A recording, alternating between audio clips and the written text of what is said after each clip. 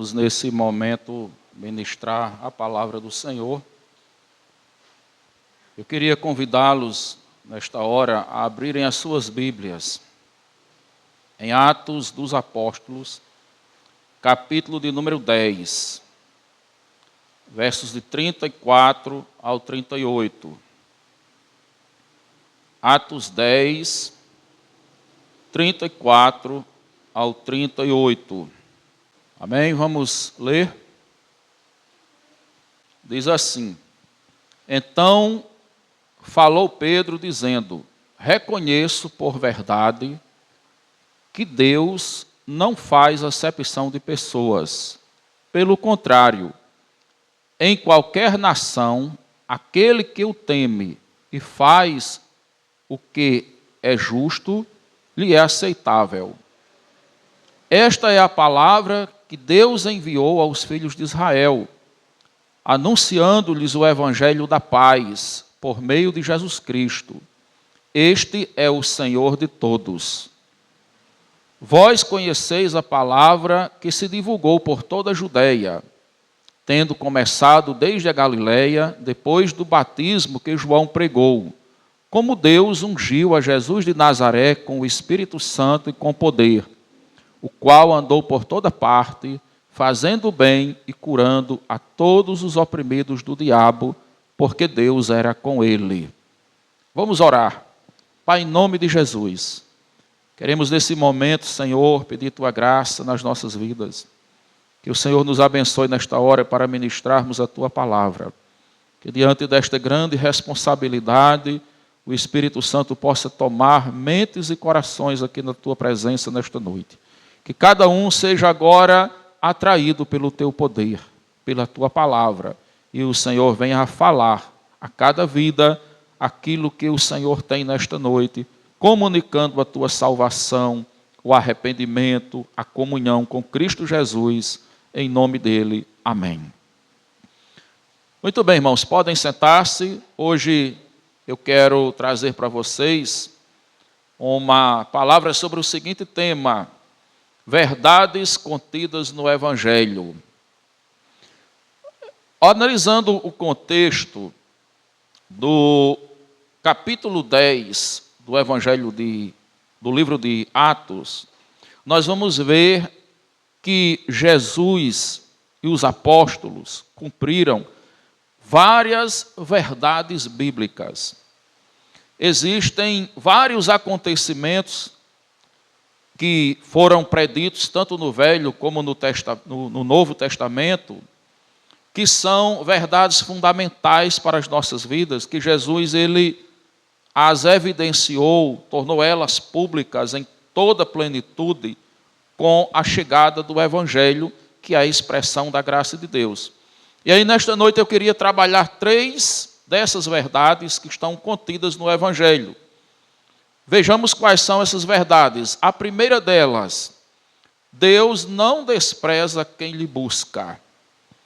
Você sabia que isso é uma verdade bíblica que está tanto no Velho quanto no Novo Testamento? Versículos 34 e 35 dizem assim: Então falou Pedro dizendo: Reconheço por verdade que Deus não faz acepção de pessoas.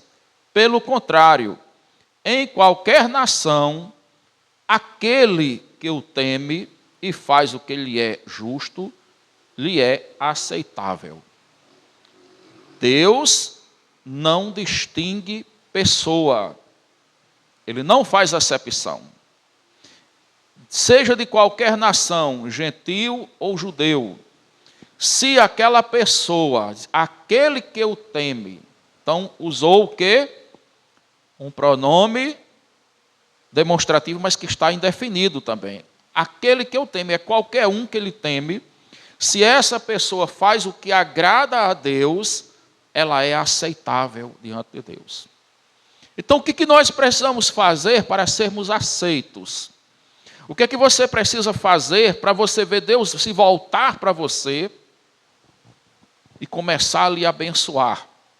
e começar a mudar a sua história, e começar a responder suas orações, e começar a transformar a sua vida, de modo que a sua oração ela seja ouvida, como dentro desse contexto a oração de Cornélio foi ouvida, de modo que a sua oração seja respondida e Deus opere. O que é que você precisa fazer? Você precisa voltar-se para o Senhor, fazer aquilo que agrada a Deus, aquilo que é aceitável, porque independente de quem você seja, você não é uma pessoa que vai ser discriminada por Deus, se você se voltar para Ele. Essa verdade, ela está no Evangelho que Pedro e os demais apóstolos pregaram. Estava no Evangelho de Cristo. A gente vê que Jesus, ele fazia milagres para judeus, mas ele fazia milagres para os samaritanos, ele fazia milagres para a mulher cirofenícia, ele fez milagres para o centurião romano. Então, não houve acepção de pessoas. E isso mostra o quanto Deus ele não muda, porque desde o Velho Testamento, a Bíblia já dizia isso. Deuteronômio, capítulo 10, verso 17. Deus, quando estava ali tratando com o povo de Israel, lá no Velho Testamento, já vai falar isso para eles. Em Deuteronômio 10, 17 diz: pois o Senhor vosso Deus é o Deus dos deuses e o Senhor dos senhores, o Deus grande, poderoso e temível, que não faz acepção de pessoas, nem aceita suborno.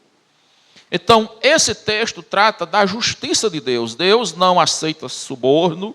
Deus é o Deus dos deuses, é o Deus que está acima de tudo, que chamou aquele povo para uma aliança. E assim como Deus estava castigando aqueles outros que não serviam a Deus, Deus também castigava o seu povo Israel se não obedecesse a sua aliança. Mas assim como Deus também abençoava o seu povo de Israel, que estava na aliança, Deus também abençoaria qualquer um daquelas nações que se voltasse para Deus, que começasse a buscar Deus, que começasse a viver a justiça de Deus, porque Deus não faz acepção de pessoas. Isso, meus irmãos, é muito bom para nós, porque nós podemos ter a tranquilidade de chegar para qualquer pessoa que alguém, às vezes, já determinou o destino dela, dizendo assim: essa pessoa não tem mais jeito, Deus não quer saber daquela pessoa, né? Nem Deus resolve mais o problema daquela pessoa, não existe salvação para essa pessoa não tem chance de ser transformada. A gente tem toda a tranquilidade de poder dizer que se aquela pessoa que o mundo já rejeitou e condenou, se ela se voltar para Deus, Deus não lhe rejeita e Deus não lhe condena. Se ela voltar o seu coração, voltar a sua fé, começar a buscar a presença de Deus, o Senhor vai lhe resgatar. Então essa é a mensagem que Pedro vai dizer assim. Você vai olhar aí no versículo da frente, ele vai dizer que essa é a mensagem que Deus mandou pregar em Israel. Porque Israel pensava que Israel era o povo queridinho de Deus, e era mesmo. Mas o problema é que ele pensava que só eles eram os queridinhos de Deus, e as outras nações, Deus não queria conversa com ninguém. E Deus estava dizendo aqui que Deus amava Israel, que Deus realmente escolheu Israel, que Deus chamou Israel para uma aliança, mas Deus também nos ama como gentios em Cristo Jesus. Deus também nos escolheu em Cristo Jesus, e nele o Senhor também nos chama para uma aliança.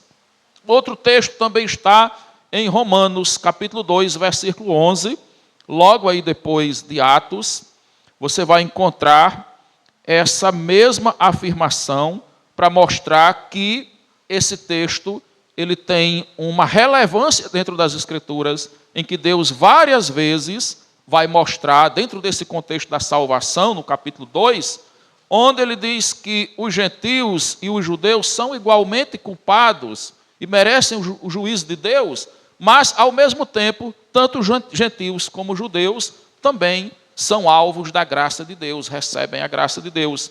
Romanos capítulo 2, versículo 11 diz assim: porque para com Deus não há acepção de pessoas.